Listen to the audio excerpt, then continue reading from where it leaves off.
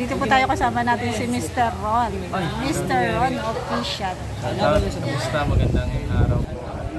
Palang araw sa lahat ng kamusta Ate Roda? Ikaw yung kumustahin ko. Ikaw yung ihahatsit ko. Sige. Si Mr. Ron ay medyo alam ko marami kang pagsubok na pinagdaanan. Sobra. Oo, sobra. Gusto mo ba? Dami. Alam ko yan. Minsan, sa napakaraming pagsubok na dumaan sa buhay mo. Kumusta ka ngayon, Mr. Ron? Ito si Mr. Ron ay so far, so good naman. At siyempre lubos ako nagpapasalamat na muli ako nakabalik sa ating Kalingap. Alam niyo naman, alam ko may ibang viewers na hindi nakapanood o hindi nalaman kung ano yung pinagdaanan ni Mr. Ron. At may iba rin tayong mga viewers na alam yung buong kwento na nangyari. So kung gusto niyo pong panoorin, kung halimbawa hindi ko man po makwento o hindi niyo man malinawan ng sobra dito, pwede niyo pong dalawin yung vlog ni Kalingap Dan. Nandun po talaga yung buong kwento kung ano po yung nangyari sa akin. From January to August, September lang po ako nakabalik dito sa Kalingap dahil sobrang dami kong pinagdaanan sa buhay. Lahat man ay mangyayari sa atin pero nangyari na agad ng maaga pa sa atin. So, ayan po. Okay naman ako ngayon. Ayan, pahapyaw lang dun sa mga pinagdaanan mo. Ayan. Pahapyaw lang sa mga pinagdaanan ko. Ayan po, nangyari po na aksidente po yung kapatid ko. Namatay po. Tapos sumunod din po si mama nitong June lang. So, medyo sariwa pa. Pero bagamat nandun na, sabi nga nila, ang buhay ay ganun lang talaga na minsan talaga dapat enjoyin lang natin yung buhay. Yung mga nakakapanood po ngayon na may pinagdadaanan ngayon, huwag nyo na pong dagdagan pa yung problema dahil ang problema po kasi talagang pag dinagdagan pa natin, napakakomplikado na po ng mundo ngayon. Huwag na natin dagdagan ang problema.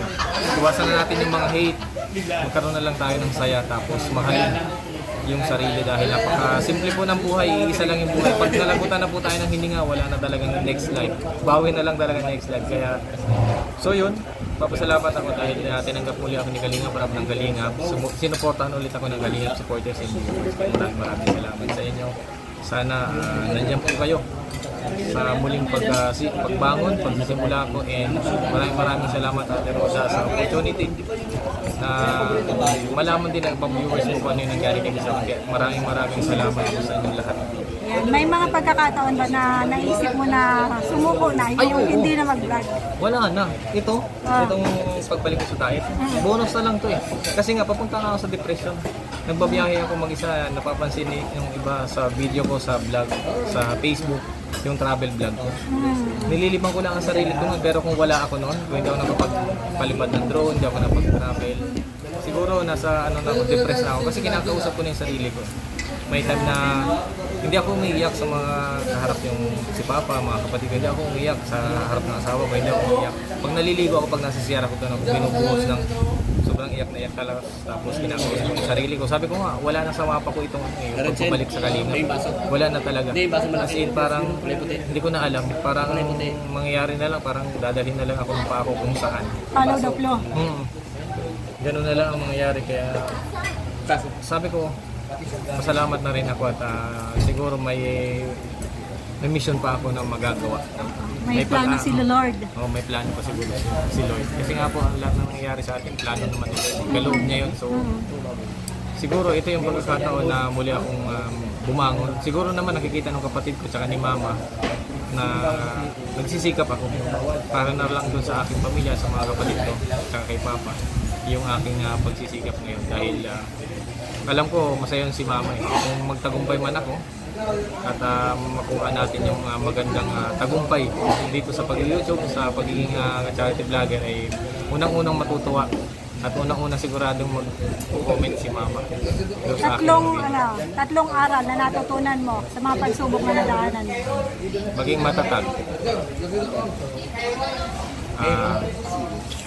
Maging matatag. Tapos mahalin yung sarili. Yung pangatlo, habang ginigising ka sa umaga, ibig sabihin may mission ka pa. Yun yung bagay na talagang tumatak sa isip mo.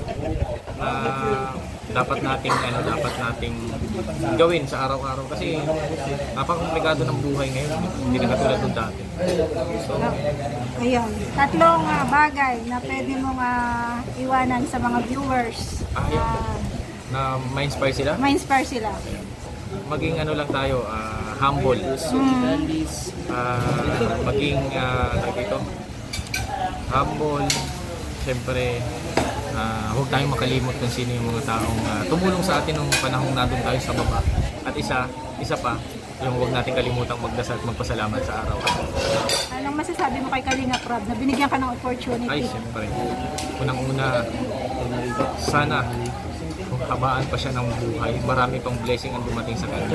I-guide siya lagi ni Lord sa lahat ng lakad at i-bless pa yung lahat ng ginagawa niya. Hindi lang tayo ang sana sumuporta sa kanya, sana lahat ng viewers sumuporta kay Kalinga Prab dahil ang nag-iisang Kalinga Prab ay parang nag-iisang Kuya Bal Santos Matubang. Talagang napakababa ng kalooban nila para dun sa mga kababayan natin na talagang deserve na tulungan. Kaya walang maraming sabi pa sa nakikita nila na kailangan tulungan nila. Ganon si Kalinga Prab, ganon din si Kuya Bal. Kaya maraming salamat sa family Matubang.